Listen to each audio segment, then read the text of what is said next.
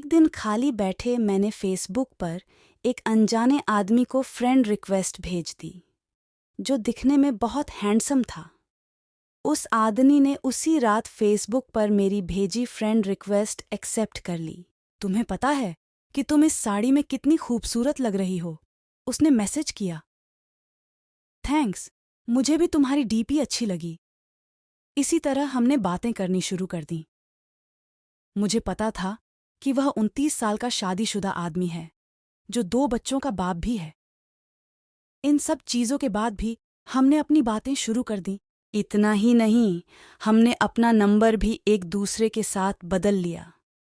देखते ही देखते हम एक दूसरे के करीब आ गए और एक दूसरे के बेस्ट फ्रेंड बन गए। फेसबुक पर हम एक दूसरे के साथ बहुत ज़्यादा बातें करने लगे और सोशल मीडिया पर ज़्यादा से ज़्यादा समय बिताने लगे।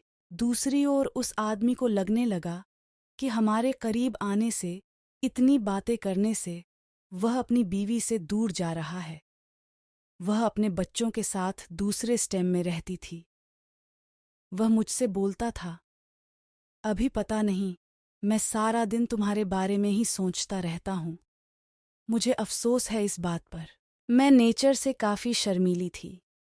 मेरे काफ़ी अच्छे दोस्त भी थे, लेकिन मुहाफिज जैसा दोस्त होना काफ़ी स्पेशल था मेरे लिए। 1 महीने की चैटिंग के बाद हमने स्काइपिंग करना भी शुरू कर दिया। हम उस पर बातें कम और एक दूसरे को घंटों निहारा ज़्यादा करते थे। एक रात वह मेरे साथ वीडियो कॉल पर था। उसने बोला, ऐसे देखते देखते कहीं प्यार ना हो जाए। खैर, अब हम रोज़ ही वीडियो कॉल करने लग गए। हम इतने पास आ चुके थे कि अब हम एक रियल कपल की तरह बिहेव करने लगे थे। हम रोमांस करते, एक दूसरे को चिढ़ाते और थोड़ी लड़ाइयाँ भी करते। कहने का मतलब था कि एक 17 साल की लड़की को 29 साल के आदमी से प्यार हो गया था। प्यार की कोई उम्र नहीं होती। जिस तरह से प्यार की कोई उम्र नहीं होती, उसी तरह से हम दोनों को भी अपना रिश्ता बिल्कुल गलत नहीं लगा। हमें नहीं लगा कि हमने कुछ गलत काम किया है। रोज़ डे 2024। सुहागरात पर गुलाब के फूलों से ही क्यों सजाया जाता है? कमरा रोमांस और साइंस से जुड़ी है वजह। जब उसकी बीवी आई, इसी दौरान इसकी बीवी और बच्चे इससे मिलने आए, पर वह फिर भी मुझसे बातें किया करता था, यहाँ तक कि वह अपनी बीवी के सामने भी मेरी कॉल उठा लेता था। उसी दौरान उसकी बीवी उस पर शक करने लगी, क्योंकि अब वह पहले जैसा बिल्कुल भी नहीं रहा। हैप्पी रोज़ डे 2028। इस वजह से मनाया जाता है रोज़ डे। क्यों इस दिन दिया जाता है गुलाब? एक रात की बात थी, जब ये दोनों बेड पर सेक्स के लिए गए। तभी इनके फ़ोन पर मैंने मैसेज और अपनी फ़ोटो भेजी। इनकी वाइफ ने उठ का फ़ोन जैसे ही खोला, मेरी फ़ोटो उन्हें दिखी। उसकी वाइफ ने कोई रिएक्शन नहीं दिया, बस मुहाफिज को ज़ोर का थप्पड़ मारा और रोने लगी।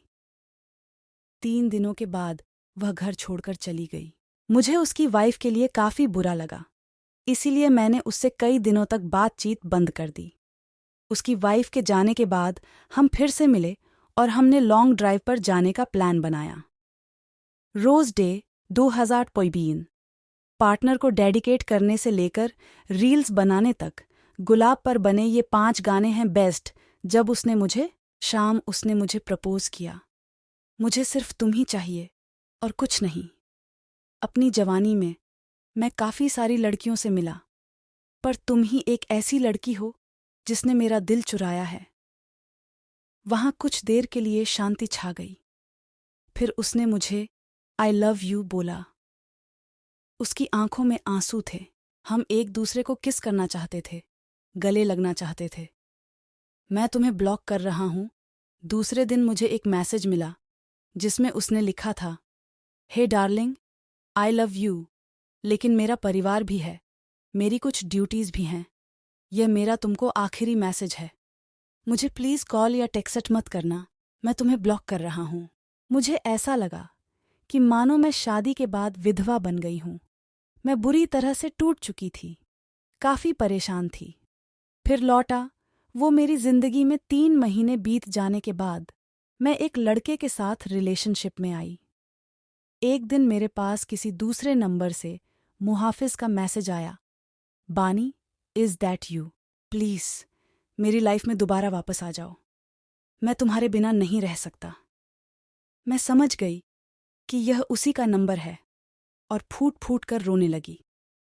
1 घंटे की चैटिंग के बाद मेरा दिल फिर से पिघलने लगा। मेरे बॉयफ्रेंड को इन सब चीज़ों के बारे में कुछ नहीं पता था। मैंने उससे सब कुछ छुपा कर रखा था। मैंने उस पूरी रात केवल मुहाफिज से बातें की। उसने मुझे घर पर लंच के लिए बुलाया। मैंने हाँ कर दी और चली गई। घर जाकर मैंने देखा कि वह खाली था और वहाँ केवल मुहाफिज के अलावा कोई नहीं था। उसने मुझे अंदर बुलाकर फ्रेश होने के लिए बुलाया।